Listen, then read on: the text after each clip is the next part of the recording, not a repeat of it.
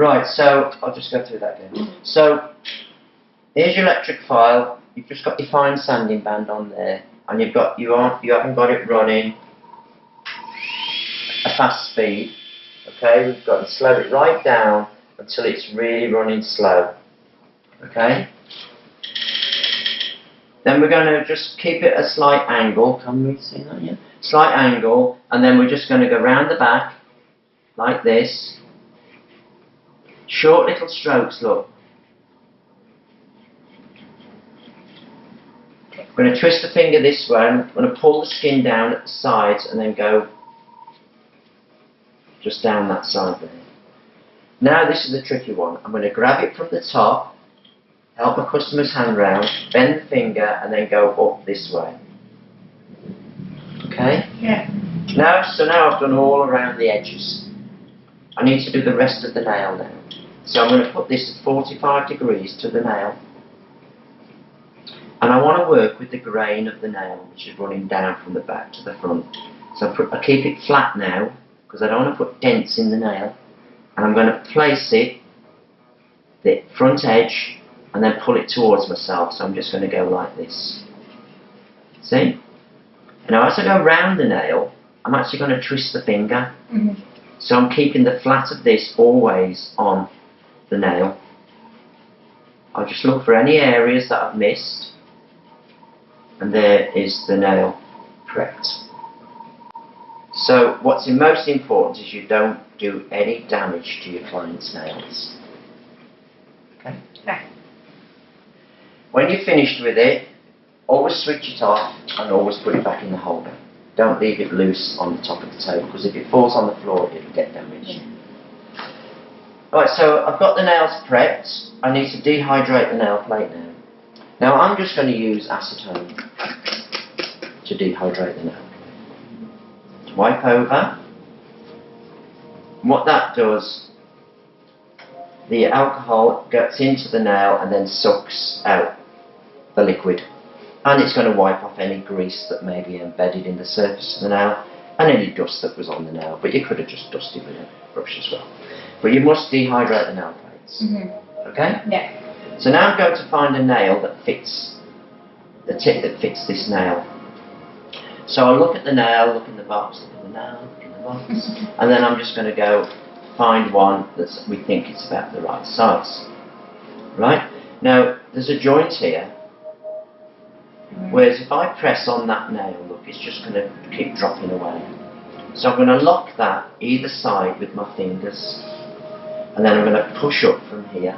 So the finger's in a horizontal position now, it's not pointing downwards. Then I'm going to get this, and I'm going to slide that down to find that little edge, the inside edge of the well. Slide that down, and then I'm going to bend my thumb and stick it on. Okay? Yeah. Now when you roll it forward, don't go up too high, otherwise you'll have an air bubble come back into here, which we don't want any air trapped underneath the tip. So I'm going to come down, roll forward and stop. Okay? Don't let it go up. But you can see how the finger doesn't drop away when I'm pressing on it. Because you've got to apply pressure to make the glue stick. Okay? Now I need to look either side. Is it too wide? Is it hanging over? Is it too short? So I'll come down, press on and look either side. This one is pretty good actually, but if it wasn't, I would just tailor the sides like that, check it again, and now it fits lovely. Okay? The other consideration you've got is, does the profile here match the finger? Now, if you've got a chubby finger, I'd have to go to a bigger tip, because this would look too narrow for the finger. Now I'm just going to get another tip and I'm just going to check it. This is a wider tip. Now you've got to say to yourself, does that one look better than that one? Right? But we can see it's too wide, isn't it? Yeah. It's quite borderline, really, so you could use either. But I'm going to stay with this one, because they're only short anyway. So, there we go. Okay? So now I've got to get my glue. I'm going to give my glue a shake so I know that there's glue on the actual brush. And then I'm just going to slide this brush, edge of it down the nail like that. And it's going to deposit some glue into there. Slide it down. Spread that glue round. Don't leave any air bubbles inside the well. Use a bit more glue than you think you need. Swap the hands without sticking to it. Lock your finger. There we go. It's all locked in. I'm going to line it up. I'm going to come down till I find the wet edge, and then I'm going to roll forward and stop. Now, can you see how there's no air trapped underneath that there? I'm going to hold that now for up to 10 seconds because this glue is quite a slow acting glue. We use a slow acting glue so that you've got time to shift it if it's slightly off centre. Okay. Instant glues will set it instantly and you won't be able to move it. Now once it's on, I just want to check that these little corners are stuck down. So I'll just get myself a little stick and just press on these edges here. I call these the wings. We want to make sure that those are definitely stuck to the nail because they can fly off depending on the shape of your client's nails. So there they are, nicely stuck down. I usually do it with 2 nails like this, just holding it down. If you do that, don't stick to your customer. So there's our tip stuck on. You can see we've got some excess glue which has come out, which is perfectly okay. We will just wipe that glue onto the nail plate like so. If any runs down the finger, get some acetone on the end of here and just clean it off. Okay, so there's our tip stuck on. So we would stick all our tips on. Can I ask a question? Yeah. You know, sometimes you get the glue stuck to your finger underneath, and it feels really uncomfortable. Right. What do you do with that thing? Well, if you bring it down properly, you shouldn't really have that happening. But there are people who've got really short nails and they've got a big bulge of skin on the end here, and they're usually ex-nail biters. It's so difficult to avoid that glue sticking to there. You can try and just pull away like this with your nail, but you are sometimes going to get glue stuck to the skin underneath. Now, once they've washed their hands 2 or 3 times, it will release. Okay, but sometimes it's unavoidable. But if the nails are like normal length and you've left that little tiny bit of free edge you mentioned before, you shouldn't really get it. But with nail biters, you're going to get it. There's nothing you can do about it. Okay, so there's our tip stuck on. So now I'm going to, I've all my tips stuck now. I'm going to cut them to length that I want. Now we know we're going short here, right? But that blade needs to face you. And don't hold them with your fingers like this. Put them right in your palm so you've got a good grip on them. Lift the hand off the table so you can get these in a vertical position, not like this. Vertical. So you go in here. I'm going to cut this long at the moment, and I'm going to, normally I just cut this to length, right? But I would cut through here. Now I can either hold this front edge, or I can just bring my thumb over the top of it and catch it, so that it doesn't fly at the customer or into your face. Okay? So now it's a piece of plastic. I can file it any way I want to. So I'm just going to file it at the sides. And this is why it's important to prep your file beforehand so that you don't cut your customer here. So I'm going to do this, bit this side. And if I'm doing a long square or a short square, I'm going to taper the sides in just slightly. See how they're tapered in just slightly? That, because if you leave them really square, by the time you put your products on top, they will fan out. And we don't want nails that fan out. You see lots of nails that fan out. Right, I'm going to grip this really tight now because I don't want it to wobble. And I'm going to use the smooth side of a file and I'm going to go across the end of the nail like this. Now I want to make sure that I keep that in a straight line, not a curvy line. Okay? So I do this and this, straight line, I can put the file underneath so the black of it makes it stand out, and I can still see it's just a little bit longer on that side still. Check it again, we're okay now. So I'm just going to take these little corners off so they're not too sharp, and I'm going to flick out any bits out from underneath, these bits here. I don't want to leave any bits stuck underneath the nail. Okay, so there's our long square, or if it's a short square it would just be shorter, but it'd be the same, right? Some people like the pointy nails. So we've got our square top there. We know that the point is right in the centre here. It's not going to be this side, it's got to be right in that middle bit. And it's going to start on this corner here. Okay. So what I do is I line up that corner with that centre. See? Yeah. I'm going to move it out at the same angle, and I'm going to file into that side. Now I'm going to match it up the other side, and I'm going to come into that side. So that I've got like two sides that kind of match. Now I'm just going to get rid of these bits from underneath so I can just see what I'm doing. Now I've got a corner here and I've got a corner there. See it? Yeah. So I'm just going to bring that corner into the shape of the nail. Same this side, into the shape of the nail. Now I just want to just shape it now, from looking from the top, just shape it into the shape that I want.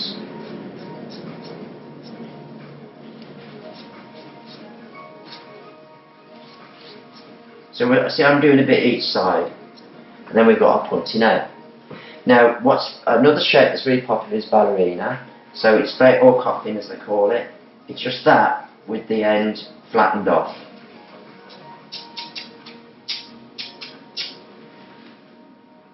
Okay? Yeah. Another shape which is quite nice, they'll be a little bit shorter, which you taper your sides in, and then when you've got this larger flat end now, you just cut them off to length obviously, and you just curve that side edge in, curve this edge in,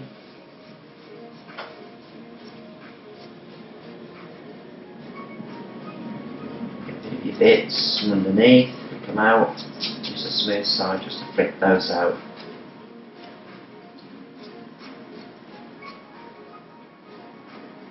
And then we've got an almond.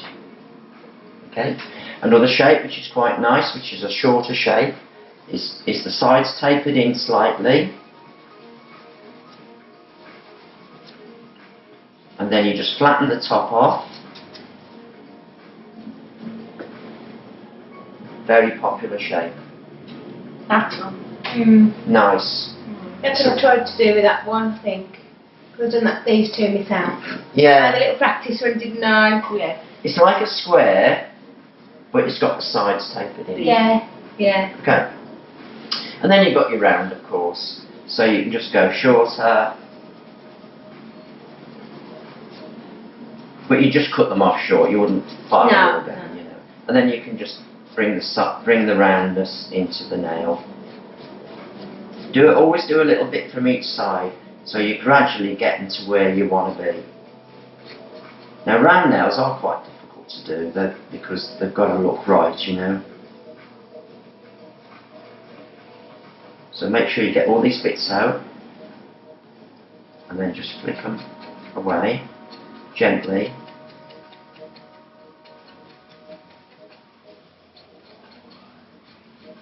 And then you can check it, see what it looks like. There hasn't got to be any flat spots on the free edge. Okay? Okay. Now we need to get rid of this line here. And you can use electric file, or you could use the hand file, or you could use a combination of both. So if I'm using the electric file, I'll get it here, switch it on, bring it up a little bit quicker now to about number 3. And then I would just keep the back of it down slightly like this, and then I would roll the finger 45 degrees and then just do this, lifting off every time I make a stroke.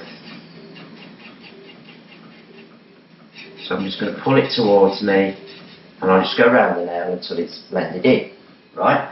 But you can blend in by hand, of course. You can buy the blending Liquids? Yeah. No, you don't need it. Oh. Okay. I'll tell you about that in a minute, right? So if I'm going to blend this nail, there's the line. Yeah. I put the file just this side of the line. Yeah. So when I go like that, it's all automatically going to slide up. Look, I can't stop it. It just does it. Yeah. If I put it on the line, I'm ending up on the natural nail. So I'm just going to go around the top like this. See, go around a little bit. See, I'm going around the nail a bit. Mhm. So I've now started to blend that. So now I'll get my finger on the top of the file. Mhm. I'm going to use this inside edge and I'm going to come down this side here. Like this. Now I need to do this side. So I'm going to put thumb on the top and I'm going to pull the file down this way. I've got my thumb here just to protect the skin area here. I can also come down from that way as well. But it doesn't really matter how you do this as long as you end up with your blended nail. Now, with the dipping system, you do need to blend. You do need to blend the tip. With acrylics, a lot of people now, they just don't blend at all. They'll just buff it over with a block, take the shine off the tip, and then put the product straight on. Because everybody now has a colour on the top, Yeah. so you can't see the joint. Yeah. But with the dipping, it's better to have it a bit smoother. Now you asked me about the tip blender. Yeah, that's it, yeah. Now tip blender comes in a little bottle like this, Mhm. probably about £6-7. But really, if you want to use a tip blender at all, just use acetone. Here it is. So you get your acetone, get some on a cotton bud, don't make it too wet, and then see there's a little corner in here which hasn't quite blended. I can just get that. Don't let it get too wet, and just wear away the line. You can use it on the top as well if you just want to get rid of the rest of that line. So you don't need to file it then with the No, you do. I mean, Yeah. oh, okay, sorry. You haven't finished. Tip blender, really, you need to get rid of the shine off the nail. Yeah. So you can either just buff it over like this, over the surface, and you can get your tip blender, and then you can just go over the line, Yeah. just rub it, and what it'll do, it'll soften the plastic. Yeah, so it's easier. So then when you file it, it files easier. Right, okay. Or you can use it, you can just do a dry file, get rid of most of the line, then you can use your tip blender just to finish it off, and it'll just get rid of the line, then you'll be able to just block it over like this, and the line will be gone. So we can see there's no line there at all, No. right? Now, your blend doesn't have to be as good as that, okay? Because you're going to put a colour on after, you're not going to see it, but you want to do some blending. It's good practice to be able to blend, you So know. really the blending is like for if you have like the French. Yeah, we're all like. Or the client says, can you leave my nails nice and clear, just put a top coat on. Yeah. Because you don't want to see that line. No. Okay, so that's the reason why you blend. Yeah. But to be honest, I'm old school, I will always blend. No matter what. But I can blend really fast. Yeah. So I can do, say, about 30 seconds a nail, something like that, you know, which is reasonably quick, you know. But a lot of people don't blend at all now, especially when they're doing acrylics, Yeah. because it just saves 20 minutes, 25 minutes. Okay. Okay. So that nail is now prepped, ready for our products. Okay?